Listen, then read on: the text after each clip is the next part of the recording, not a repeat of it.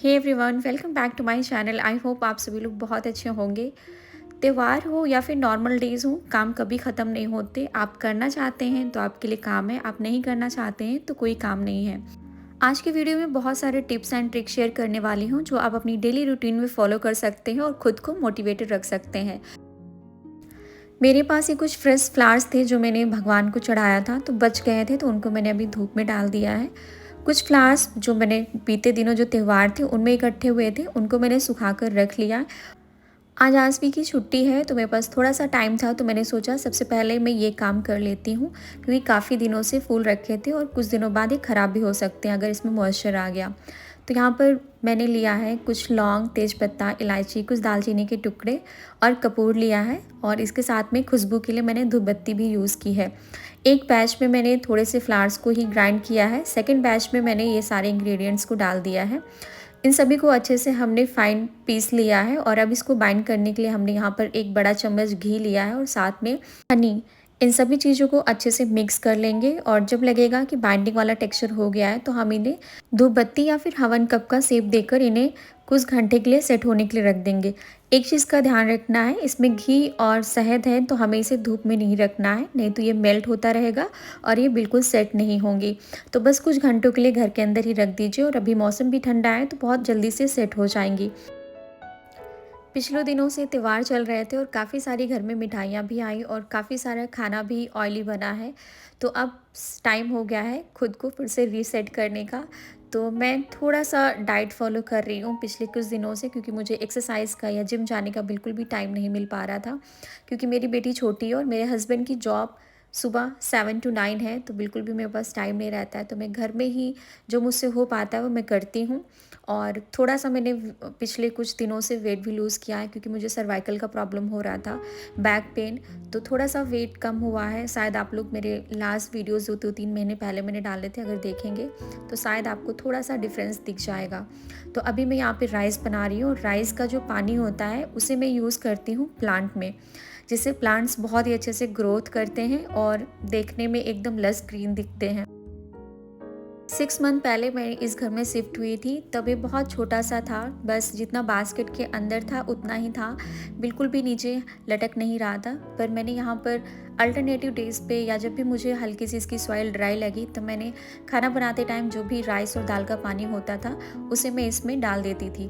तो यहाँ पर अब मौसम थोड़ा ठंडा हो गया है, तो हमें एक चीज़ का ध्यान रखना है कि बहुत ज़्यादा वाटरिंग नहीं करनी है, उससे भी पीली पत्तियाँ हो जाती हैं। तो जब भी आप पानी डालें या नॉर्मल कोई चीज़ भी इसके अंदर लिक्विड फॉर्म में डालें, तो आप एक बार इसकी सॉइल को ज़रूर चेक कर लें।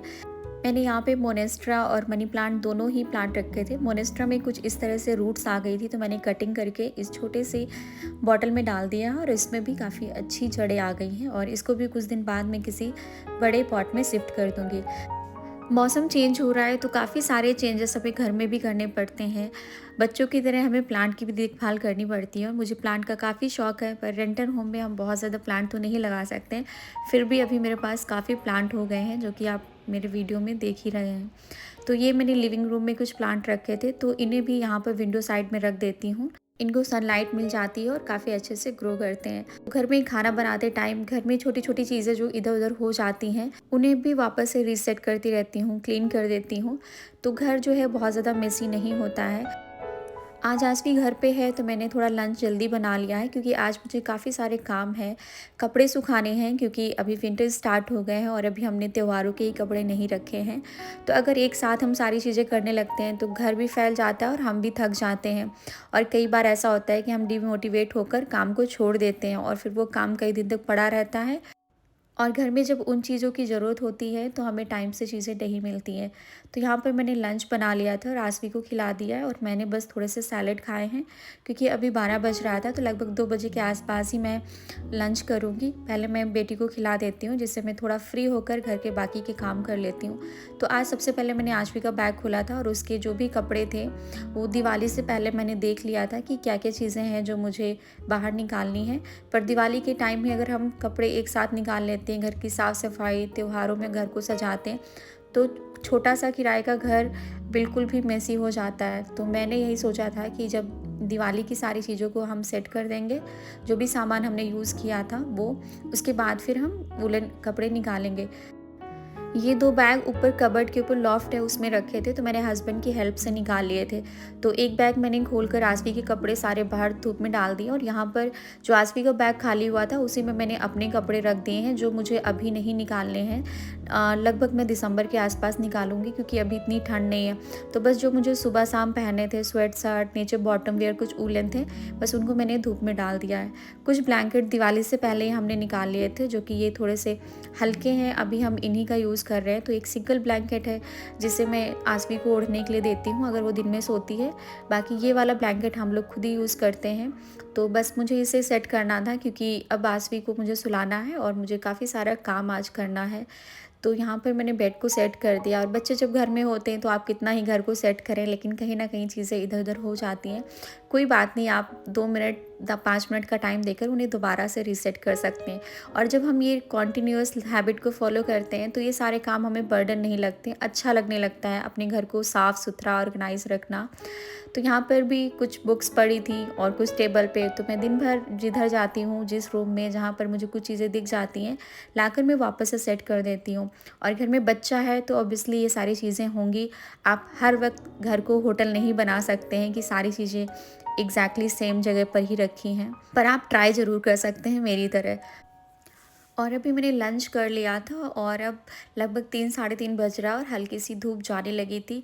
तो जो भी मैंने पॉट अपने घर में जो धूप दिखाने के लिए रखे थे उन सभी चीज़ों को वापस से रीसेट कर देती हूँ। मुश्किल से 5 से 6 मिनट का टाइम लगता है और मेरे प्लांट भी हेल्दी रहते हैं और मेरा घर भी सुंदर लगता है। बस यहाँ पर ये सब करना मुझे अच्छा लगता है, इसलिए मैं डेली बेसिस पे भी कर लेती हूँ और जब मेरा मन नहीं होता है तो 1-2 दिन मैं डिले भी कर देती हूँ। तो बाहर से मैं कपड़े भी लेकर आ गई थी और अब मैं सोच रही थी कि इन सारे कपड़ों को कहाँ पर रखूँ, क्योंकि कुछ आसवी के कपड़े थे जो मैंने अभी नहीं रखे थे, जो हमने त्यौहार में यूज़ किए थे। क्योंकि आसवी के स्कूल में कुछ फंक्शन था, कल्चरल फेस्ट था जिसमें उसे कुछ एथनिक या ट्रेडिशनल ड्रेस पहननी थी, तो मैंने उसके वार्डरोब में अभी कपड़े वैसे ही रखे थे। तो मुझे समझ नहीं आ रहा था कि मैं इन कपड़ों को कहाँ पर सेट करूँ। जब आप काम करने लगते हैं तो आगे का स्टेप अपने आप ही क्लियर हो जाता है।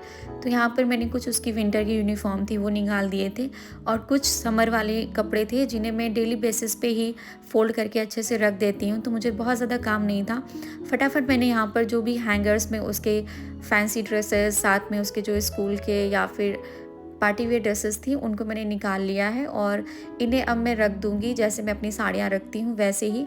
तो मेरे पास ये कुछ साड़ी ऑर्गेनाइजर थे, कॉटन के हैं और इसमें साइड में एक मेस है जिसकी वजह से उसमें क्या कपड़ा रखा है वो भी दिखता है। रेंटल होम में हमेशा स्टोरेज की प्रॉब्लम होती है, फिर भी मेरे पास एक ये कबर्ड है जिसमें मेरे हस्बैंड और मेरी बेटी के कपड़े रखती हूँ।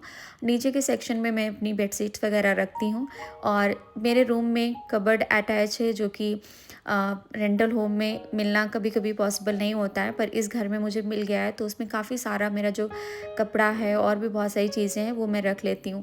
तो वहीं पर भी मैं इन्हें भी सेट कर दूँगी और वार्डरोब ये वाला थोड़ा खाली हो जाएगा, तो मैं जो आज मैंने कपड़े फोल्ड किए हैं उनको दोबारा से इसमें लगा पाऊँगी। तो अब लगभग 5:30 बजे का टाइम है और आज भी जग गई थी और ये काम करते करते मुझे पता ही नहीं चलता है कि दिन कब बीत गया।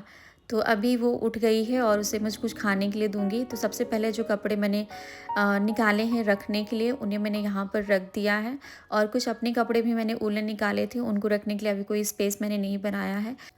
जो मैंने डेली वेयर वाले कपड़े भी अपने उलन निकाले हैं उनको मैंने अभी यहीं पे रख दिया है और आगे देखूंगी कि इन्हें किस तरह से कहाँ पर स्टोर करना है। तो ये सारे कपड़े छोटे हैं और इनको अगर हम इस तरह से फोल्ड करके रखते हैं तो कई बार होता है कि एक कपड़ा निकालते हैं और सारे मिसी हो जाते हैं। तो मैंने यही सोचा कि मैं फ़ोल्ड करके ना रखे इन्हें हैंगर में लगा देती हूँ क्योंकि हैंगर खाली हो गए थे। और यहाँ पर जो ये हैंगर हैंग करने वाला रॉड है इसकी जो सेक्शन है बहुत छोटा है और एक थोड़ा सा लंबा है जिसमें बस आसवी के ही कपड़े आ पाते हैं। तो यहाँ पर मैंने उसके जो भी उलन और टॉप थे फैंसी उन सबको यहाँ पे लगा दिया है। अब कुछ नीचे उलन इनर और कुछ नीचे बॉटम वेयर थे उन्हें भी मैंने यहाँ पर सेट कर दिया। ये कुछ फुल टी शर्ट थी जो मैंने निकाली थी क्योंकि अभी दिन के टाइम पर फुल टी शर्ट पहननी पड़ती है। ये कुछ और फुल बॉटम वेयर्स हैं जिनको भी मैंने ऊपर ही रख दिया है जो कि आजकल आसवी पहनेगी। ये उसके कुछ शर्ट्स पैंट्स हैं, साथ में ये कॉटन की हाफ़ टी शर्ट्स हैं जो कि अब वो बहुत कम ही पहनेगी क्योंकि अभी मौसम ठंडा है तो बच्चे इनर पहनते हैं, फुल स्लीव्स के कपड़े पहनते हैं। ये 2 छोटी बास्केट मैं यूज़ करती हूँ उसकी जीन्स रखने के लिए, और साथ में उसके जो भी ब्लूमर, स्लीप या सॉक्स होते हैं उन्हें भी मैं इस तरह से रख देती हूँ, तो छोटी-छोटी चीज़ें साथ में मिक्स नहीं होती हैं। अगेन मैंने एक बड़ी बास्केट ली है और उसके अंदर जो वूलन वाले सॉक्स, साथ में उसकी जो भी लेगिंग्स थी, स्टॉकिंग्स और कैप थी, उनको मैंने इस तरह से रख दिया है। अभी मैंने काफ़ी स्पेस छोड़ कर रखा है क्योंकि अभी वूलन के पूरे कपड़े नहीं निकले हैं, तो जब एक साथ पूरे कपड़े इकट्ठे हो जाएंगे तो शायद स्टोरेज की प्रॉब्लम होगी, तो अभी से मैं थोड़ा थोड़ा स्पेस बना रही हूँ। और अब शाम हो गई थी तो पूजा करने का टाइम था, तो वैसे मैं रेगुलर बेसिस पे ये हवन कप्स जलाती हूँ, जिन्हें संभरानी कप भी बोलते हैं। इसमें लोबान की बहुत अच्छी खुशबू आती है और पूरे घर में एक बहुत अच्छी महक आ जाती है। मंदिर में दिया बाती करने के बाद मैं यहाँ पर डेली संभरानी कप को जला देती थी, जिससे पूरे घर में बहुत अच्छी महक आ जाती थी।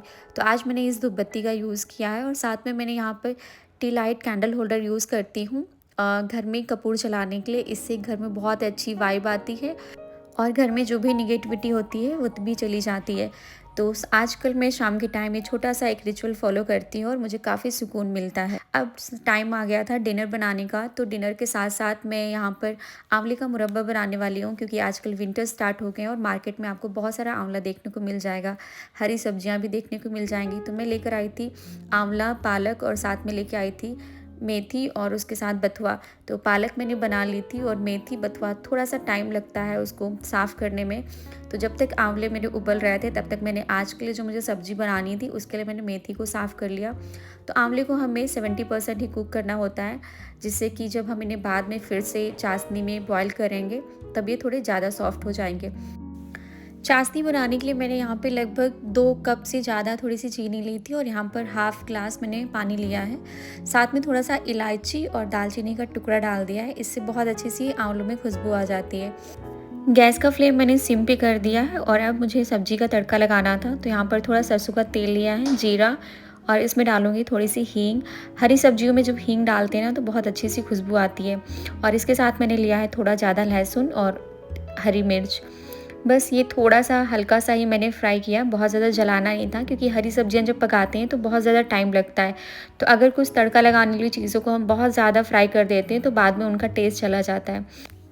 सब्जी में थोड़ा-सा पानी था जो कि अब सूख गया था, और मेथी थोड़ी सॉफ्ट हो गई थी, तो यहाँ पर मैंने नमक ऐड कर दिया, और साथ में किचन किंग मसाला और हल्का-सा मैंने कलर के लिए कश्मीरी लाल मिर्च यूज़ की है।